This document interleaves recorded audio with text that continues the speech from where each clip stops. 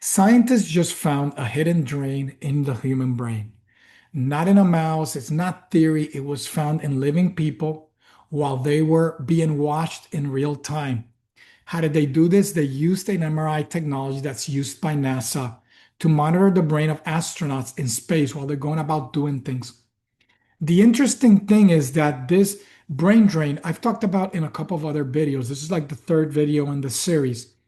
I've talked about how you can engage your abdomen, use breathing and other ways to be able to activate a pumping mechanism that can then drain waste out of your brain. Why does this matter? It matters because our brain is the most metabolically active organ in the body. It will generate waste. And if those wastes are not eliminated, then there is a big problem that we accrue that compounds year over year, and it will inevitably, more than likely, lead to cognitive decline, if not early onset Alzheimer's disease.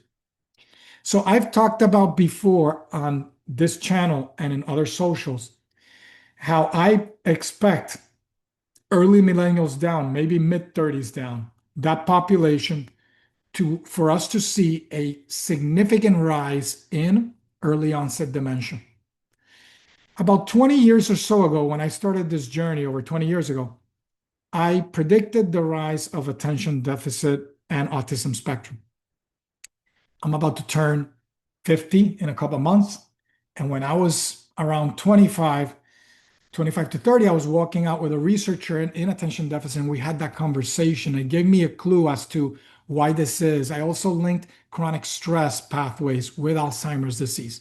There are a lot of things that we do in the digital age. It's not that digital devices are the causative agent. It's like any technology, depending on how we use it, our habits, it really then activates programs that over time lead to adaptation. Our brain, our body adapts, and it can adapt in negative ways that then we call disease, dysfunction, so on and so forth, disorders.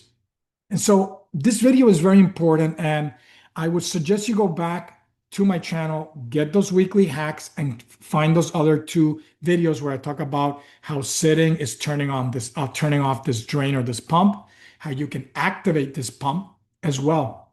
I've given lectures on this to groups privately and masterminds and things of that nature. It's very important what we will discuss today and in those other videos. So again, if you like this video, please give it a like and please share it with anybody that you think may benefit. Turn on your notifications. We put out one video every week on Wednesdays. So we're going to talk about this brain's hidden drain. One thing that I want to mention is that when you look at Alzheimer's disease, there are plaques that are formed. These plaques are a product of a dysfunctional draining mechanism, something built up and it caused plaques. It's similar to cardiovascular disease where you can see heart plaques in the arteries that supply blood to the heart. And that starts to accumulate until eventually it blocks an artery and it could lead to a heart attack, for example. So it's a similar mechanism. We often do things, we overeat things, we're overdoing it with our brain. We don't give space to breathe, to just be, to relax, to recover, to reset. And so this is a landmark MRI discovery, and it was done with a small subset of individuals. It needs to be done in a larger group, but the studies are still very significant. Remember, your brain does generate trash. It's very metabolically active. Some of the waste products that it may generate may be related to Alzheimer's disease or just other metabolic byproducts. I've talked about in other videos as well, how an overactive brain is shortening our lifespan. I teach this in Zen Brain Academy. How do you prevent this? Brain health is the key to longevity. You want a long, rich life? It starts with the brain, and it's often not talked about this way. There are some changes occurring in the background from a investment standpoint, a government standpoint. We're becoming more aware as a society the importance of the brain health when it comes to longevity. And I think there's going to be a shift over time. You can get ahead of this with Zen Brain Academy or just tuning into the channel, looking at the videos that we put out. If these byproducts are not cleared, there is a strong link with Alzheimer's disease and cognitive decline. I talk about other pathways as well that lead to acidification, inflammation, stress, all of which correlate as well to cognitive decline and Alzheimer's disease. So the mystery has always been that the brain seemed like it had no obvious lymphatic system that could drain the brain. The brain has accessory cells that are not the nerve cells, the neurons, that are support cells that do a variety of different things, including immune protection, as well as metabolic support, or in this case, lymphatic drainage. So, where does the waste go was the question that the study was trying to help answer. So, it was a study out of the University of South Carolina, and they used this NASA MRI technology that I mentioned, real-time MRI.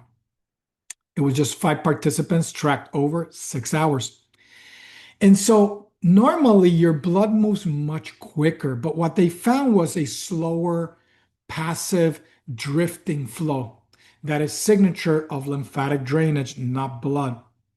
So it was running along a particular artery that leads towards, the neck area out of the skull down to the rest of the body, the middle meningeal artery. And so it's like a hidden pipe or a plumbing. Remember, blood is going to pulse much faster, this much slower. It was the difference that supported this discovery of an unrecognized drainage that may be carrying waste out of the brain towards the lymph nodes, towards your neck, for example, towards so that it can be removed from the brain, broken down, processed.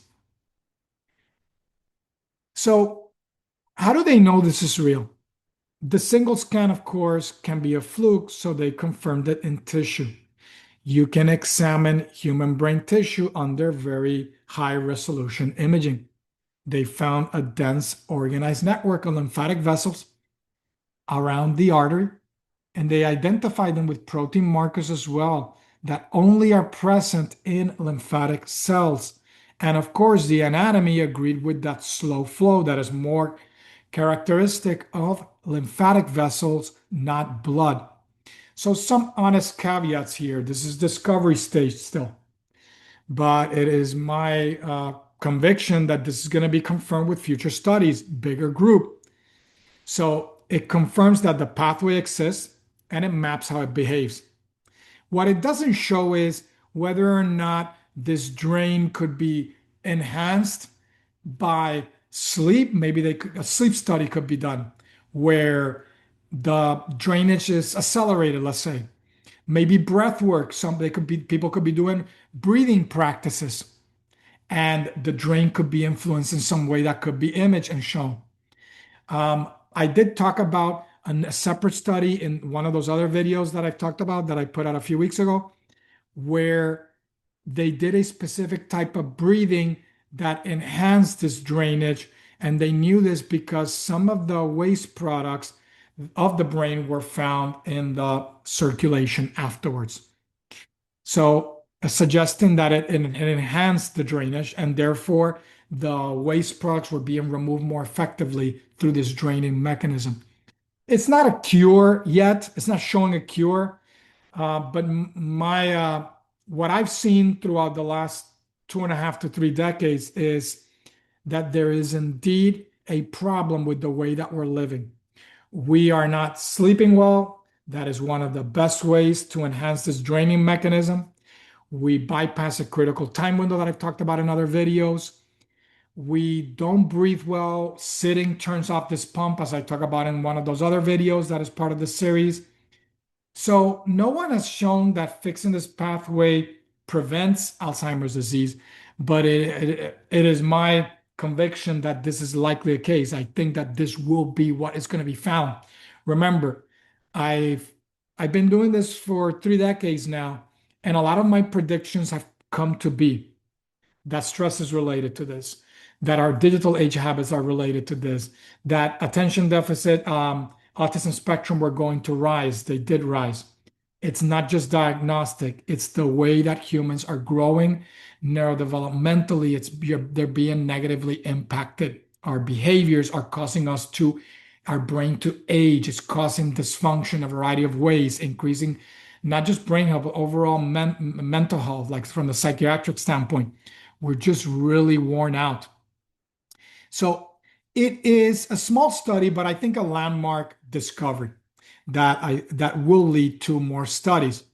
Remember, deep sleep is critical. Slow wave sleep, the sleep that you get in the early phase of sleep, ideally between 10 p.m. and 2 a.m., which we often bypass in the digital age. People stay up later. It's also driven by fluid dynamics, by muscle contractions, by breathing that engages the musculature, the diaphragm, the intercostals. I teach a longevity technique that involves being inverted in like a headstand. And once you practice this, you can even feel that pumping mechanism activated, even aggressively, as you're inverted. Boom, boom. You can hear the kind of chugging as it's pumping if you do this in a way that I teach in Zen Brain Academy. It is an anti-aging technique. It is a natural facelift. It is a natural relaxant and a brain cleaner. It's really multifaceted. And lastly, of course, suppressed by chronic stress. We've talked about chronic stress as being one of the silent killers of our generation. I talk about this in my book, The Art of Stress-Free Living. You can get a free copy and an Audible version in Zen Brain Academy as well as Inside Outcome. So here's a three-layer protocol that I want you to start testing out. It supports systems that are going to help protect you. Number one, protect your deep sleep. Same bedtime, ideally 30 minutes to an hour before. Set a routine, cool the room, turn off screens, get set for sleep so that you can really recover. Highest performers do not sacrifice their sleep. They will not bypass this time window. They would rather wake up earlier. And something I should mention is that your nervous system peaks in two time windows, one of which is in early morning between 2 a.m. and 6 a.m. So between 2 and 4 a.m., you should be sleeping, having dream sleep, sleep that can really be good for other purposes. If you learn how to teach yourself how to lucid dream, which I can also teach in Zen Brain Academy. I don't have a module for it, but it's something that I've done myself. I tested how to do, and I can teach if you're interested and you're a member. And it's very valuable sleep as well. It doesn't do the cleaning, but it does other important things.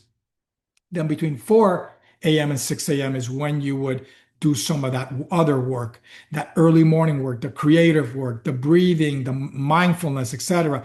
So that when 6 a.m. comes, you're ready to you have like an edge ahead of everybody else that's been sleeping stagnant, oversleeping more often than not. And so you then can jumpstart your day, maybe get exercise in before you start your day, maybe between 6 and 7 a.m. when your body starts to peak, your body's function stronger. So another thing is breath, engaging the bandhas, the yogic bandhas, those muscles that are going to activate this pumping mechanism. There's a specific way you breathe. I teach this again in Zen Brain Academy. It's a specific brain cleaning breath. Then I do talk about this also. I do talk about this also in that video with the brain pump.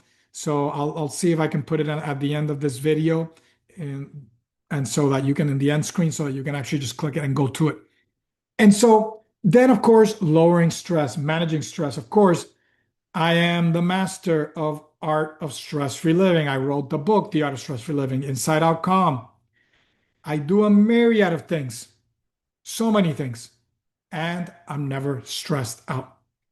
And so I want to end with that. Remember, if you want a free copy of Inside.com, join Zen Brain Academy, or you can also join my newsletter on Beehive as well. I'll put the link in the description. But I want to end with this.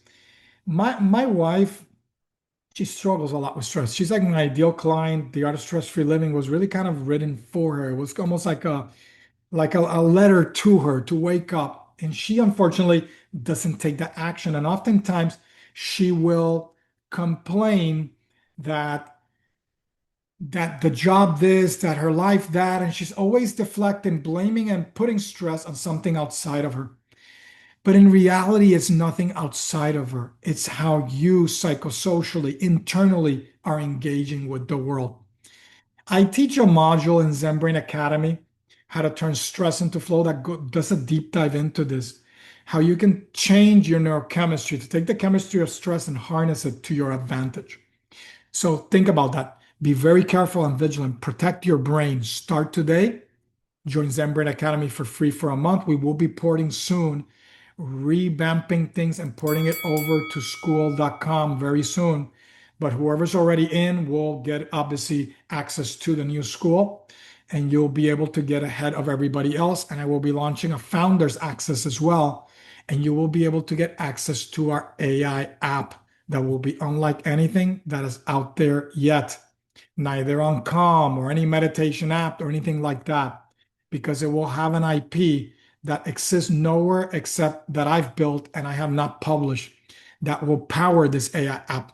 It will be really, really cool. And you will have access to it 24/7 and get access to it beta. And I may even throw in additional perks. So get in now before you miss out. All right. I'll see you in the next video. Have a beautiful week. Take care. Stay zen.